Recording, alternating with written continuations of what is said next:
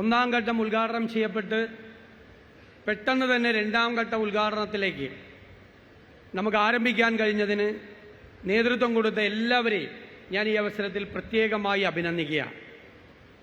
ഈ അവസരത്തിൽ നമുക്കറിയാം, ഒരു 1/4 നൂറ്റാണ്ട് കാലം നമ്മുടെ സ്വപ്നമായിരുന്നു വിഴിഞ്ഞം തുറമുഖം.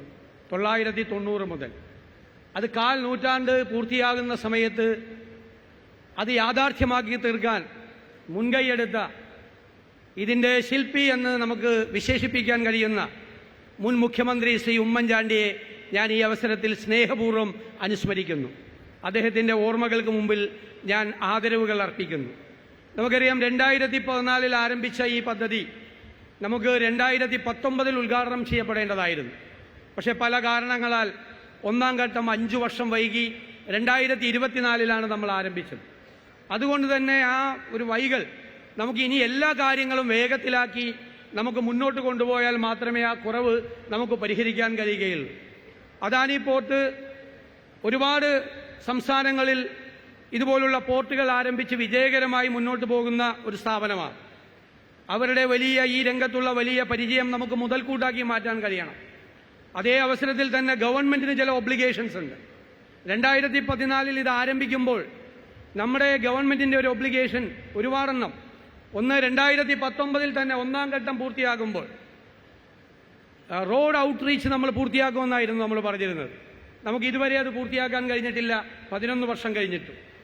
ഒന്നാം ഘട്ടം 2019 പൂർത്തിയാകുമ്പോൾ റെയിൽ ഔട്ട്റീച്ച് നമ്മൾ പൂർത്തിയാക്കുമെന്നാണ് നമ്മൾ പറഞ്ഞിരുന്നത്.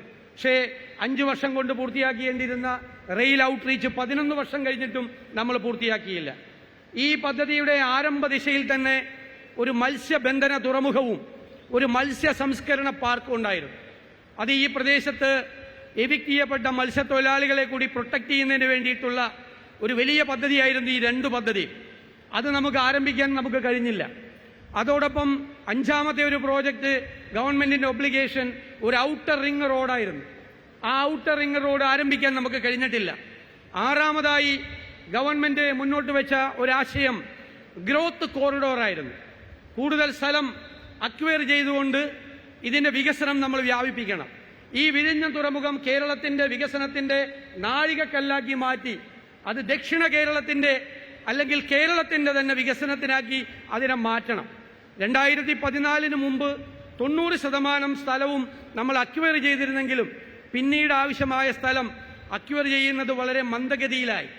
എവിടെയാണ് നമുക്ക് കുറവ് സംഭവിച്ചത് എന്ന് നമ്മൾ മനസ്സിലാക്കി അതുകൂടി നമ്മൾ പരിഹരിച്ച് നമ്മൾ മുന്നോട്ട് പോയാൽ 3-4 വർഷത്തിനകം നമ്മൾ ആഗ്രഹിച്ചതുപോലെ വിഴിഞ്ഞം തുറമുഖം നമ്മുടെ മാരിടൈം ഹിസ്റ്ററിയിൽ നമ്മൾ പരിശോധിച്ചാൽ നമുക്കറിയാം, എല്ലാ രാജ്യങ്ങളും മുൻപന്തിയിലെത്തിയിട്ടുള്ളത് ആ മാരിടൈം ഫീൽഡിൽ അവരുണ്ടാക്കിയ വിജയമാണ് ഓരോ രാജ്യത്തിൻ്റെയും വികസന ചരിത്രത്തിൽ നിർണായകമായ മാറ്റങ്ങൾ ഉണ്ടാക്കിയിട്ടുള്ളത്.